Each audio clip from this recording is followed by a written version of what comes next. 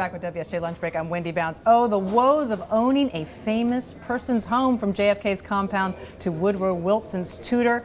Gawkers on the front porch. That is just the start, folks. Joann Lublin is right here beside me to talk about this. You interviewed some people who are in really super famous people's homes.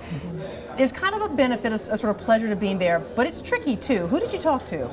Well, I visited 3 homes. One was the home where Betty Friedan wrote The Feminine Mystique in a town called Grandview on the Hudson, right, overlooking the Hudson River.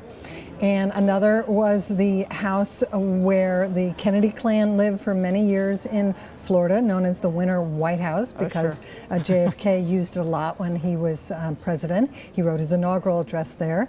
And the third house in Princeton, New Jersey, was the very first home that Woodrow Wilson ever built. He only owned 2 houses in his life. He built this one with money he borrowed from his dad while he was a professor at Princeton University. They're all absolutely gorgeous homes. Painstakingly kept up and restored. And speaking by the current owners. By the current owners, right. And you know, I wonder with that though, the hurdles they must have to go through in terms of getting permits and inspections on these homes. Did they tell you about, like, was that just incredibly difficult for them? Well, especially so for the Kennedy home, for the Winter White House, where lots of people could recognize it, where it had only been in the Kennedy's family for over 60 years when the current owner bought it, and who wanted to do a lot of renovation. And so he had 300 inspections during his costly renovation. And there was something with an electrical socket, right? What happened with that? Well, there was a screw that was like 1/8 of an inch out of line because it was too close to an electrical outlet. But he changed it. You know, he wanted to do what needed to be done, and that was a really minor change, obviously.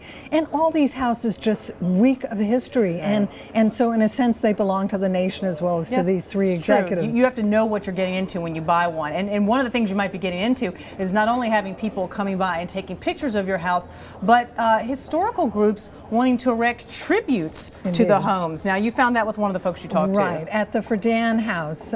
Betty Friedan, as we know, wrote The Feminine Mystique. She also co-founded the National Organization for Women.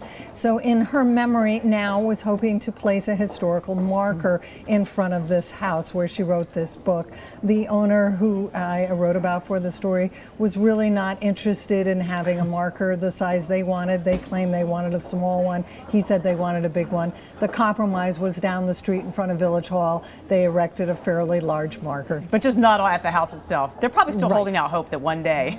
They are holding out hope. Plus, in February is the 50th anniversary of the publication of the book, so the gawkers and the tourists and the people sneaking up on the porch for wanting to look-see are probably going to come in droves again. Yeah. Very quickly, anything interesting that happened with the Woodrow Wilson folks? Well, in the Woodrow Wilson case, he wanted to try and bring it back as much as possible while updating it to have modern amenities. So, among other things, he dug out the concrete driveway and put back the same red pebbles that had been there when the Wilsons lived there. Wow.